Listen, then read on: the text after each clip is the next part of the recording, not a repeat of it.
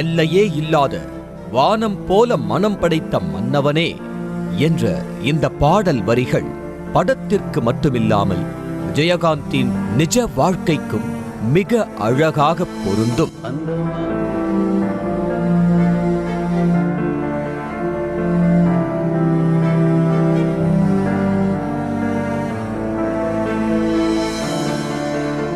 படம் மூலமாக கிடைத்த அடைமொழியாக இருந்தாலும் கேப்டன் என்ற சொல்லுக்கு புதிய இலக்கணம் படைத்தவர் விஜயகாந்த்.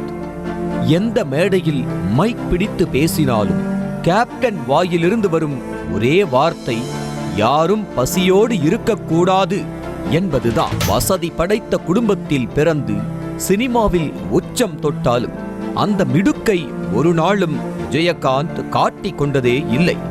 அதற்கு சாட்சி தினந்தோறும் கேப்டன் வீட்டில் தயாராகும் சாப்பாடுதான்.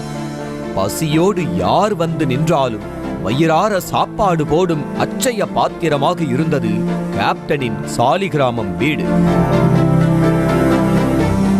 அடுத்த வேளை சாப்பாட்டுக்கு ஆதரவு இல்லாமல் தவித்த பல பேருக்கு அன்னமிட்ட கை விஜயகாந்த்.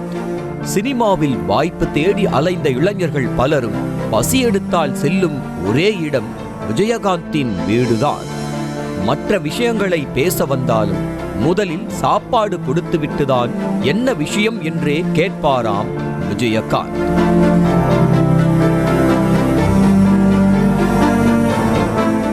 அவ்வளவு ஏன், விஜயகாந்த் அரசியல் கட்சி ஆரம்பித்ததும் கொள்கை என்னவென்று எழுந்த கேள்விக்கு கேப்டன் அளித்த ஒரே பதிலே எல்லாரும் வயிறு நிறைய சாப்பிடணும், சொந்த வீட்டுல தூங்கணும் என்பதுதான்.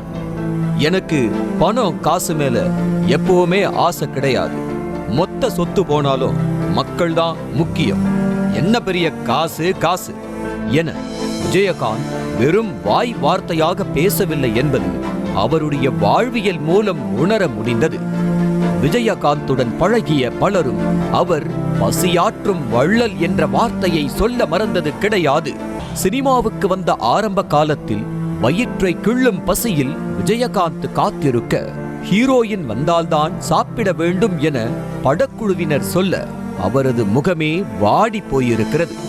இதே மாதிரி முன்னணி நட்சத்திரங்கள் என்றால் அசைவ உணவுகளுடன் ஹை கிளாஸாக வழங்க மற்ற படக்குழுவினர் சாப்பிடும் சாப்பாட்டை தான் விஜயகாந்துக்கு கொடுத்திருக்கிறார்கள். இந்த இரண்டு நிகழ்வும் விஜயகாந்தின் மனதில் தாக்கத்தை ஏற்படுத்தவே பின்னாளில் நாம் சாப்பிடும் உணவைதான் அனைவரும் சாப்பிட வேண்டும், தன்னுடன் சரிக்கு சமமாக அமர்ந்துதான் சாப்பிட வேண்டும் என்பதை வழக்கமாகவே வைத்திருந்தவர் விஜயகாந்த். பிறருக்கு உணவளித்து பார்ப்பதையே பெரும் மகிழ்ச்சியாகவே வைத்திருந்ததுதான் விஜயகாந்தை மென்மேலும் வளரச் செய்தது. ஏழை எளியோருக்கு உதவி செய்யவே தனது பிறந்த நாளை வறுமை ஒழிப்பு தினமாக கொண்டாடினார் கேப்டன் விஜயகாந்த். தனக்கென்று எதுவும் பெரிதாக சேர்த்து வைக்காமல் சம்பாதித்த பணத்தில் பெரும் பாதியை ஏழை எளிய மக்களுக்காக செலவு செய்தவர்.